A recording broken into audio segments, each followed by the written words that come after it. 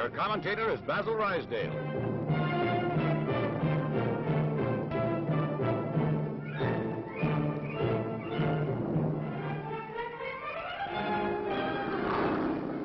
June 21st, 1941. With treacherous assault, Germany declares war on Soviet Russia. Even before Hitler's proclamation had been spoken, Nazi bombers were taking toll of hundreds of innocents and untold numbers of homes and buildings. Moscow in 3 weeks was Hitler's promise to his then weary people, but he did not know the Russians.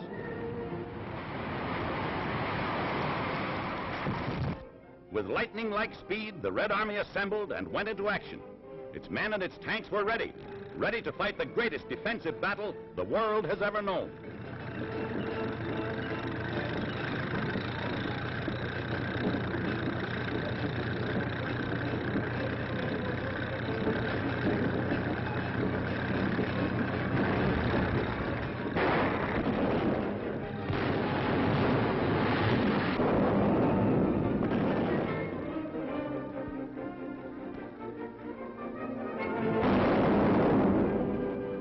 Experts held little hope for Russia's resistance, but the Soviet answered with guns and prisoners.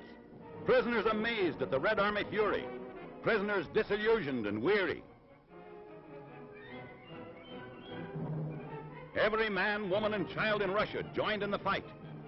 In the Urals, women manned the munition factory machines, doing the work of their men who had left to face the foe. And they looked ahead, for Russian winters are bitter, and troops must keep on the move. Skis were cut, shaped, and made ready. Tanks reconditioned for more duty.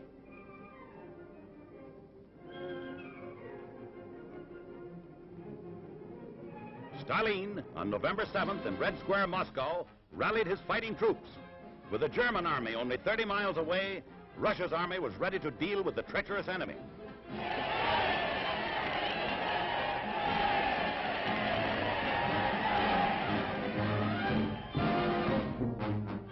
From Red Square to the battlefront, that was the order of the day.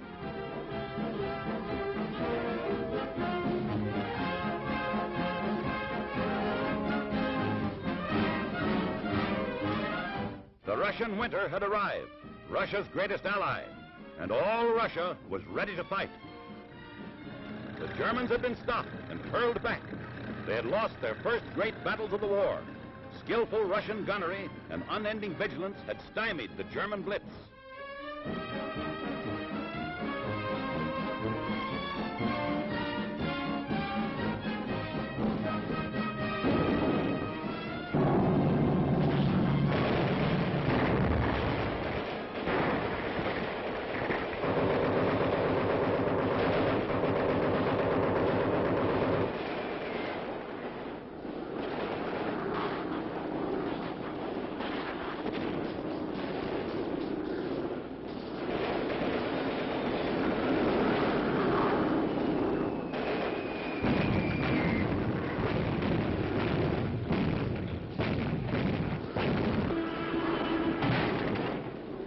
Expert marksmen, these Soviet fighters, and here is evidence of their great skill in anti-aircraft fire.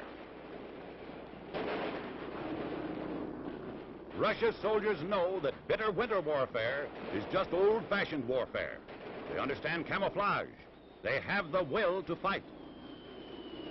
Here the fateful and incredible parallel to the Napoleonic campaign occurred. Here the Nazi spearhead that had taken Rostov and forced it to flee for safety was broken.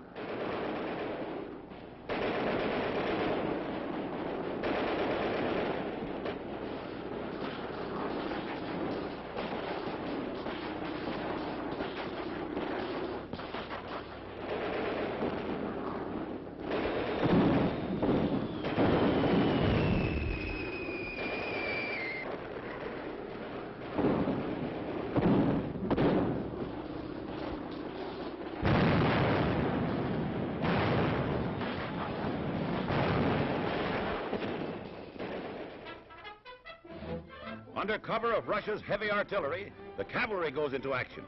With each new Nazi gain, the Russians push them back, relentlessly, irresistibly. The indomitable Soviet cavalry fighters harass the enemy everywhere.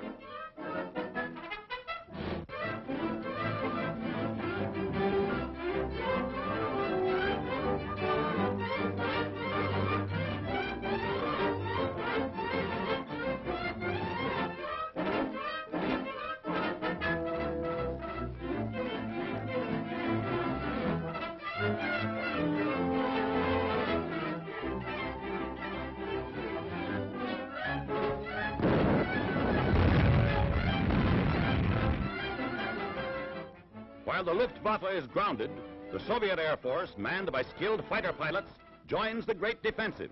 Men trained to fight to the last. Men who can stand the bitter winds and biting cold. Soviet airmen, skilled and fearless, ready and willing to give their all to knock out the enemy.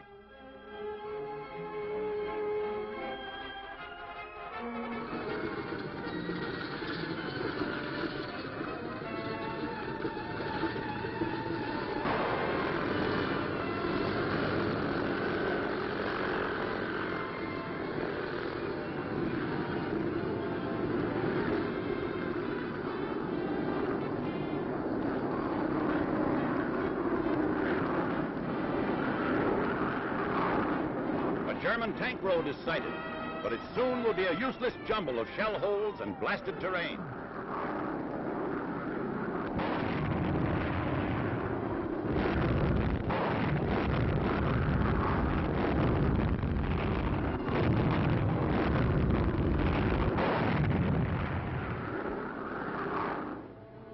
Now, before an electrified world, Russia in full fury launches its offensive. The retreating Nazis are wounded, harassed, and scattered over a 1,000-mile front.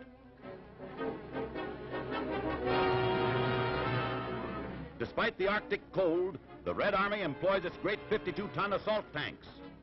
Each monster mounting in its turret a heavy 4-inch gun, a machine gun, and smaller arms. This offensive was not according to the Nazi plan.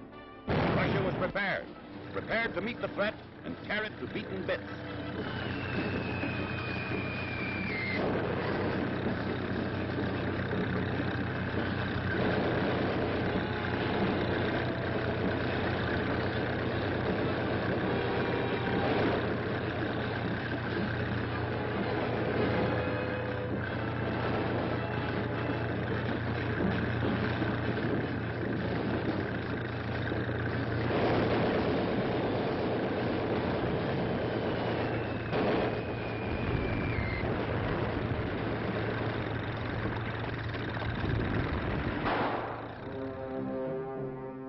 Many villages are devastated, but in the evacuation of German troops, in the great battles that rage to and fro, the Nazis leave behind a mass of material that they would have dearly loved to reclaim, had not the Soviet taken charge.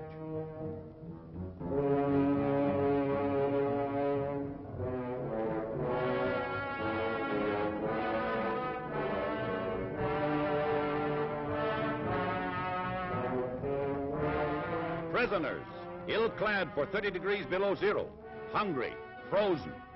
Hitler's dream of winter in Moscow is smashed.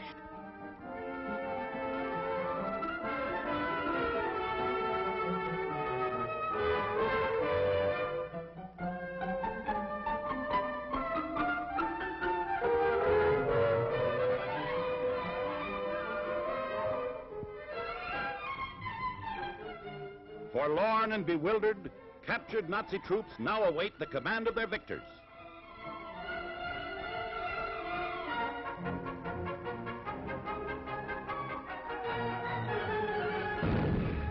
The battle will go on, and history must record that the Nazis' first defeat came when Russia stopped Hitler in the winter of 1941.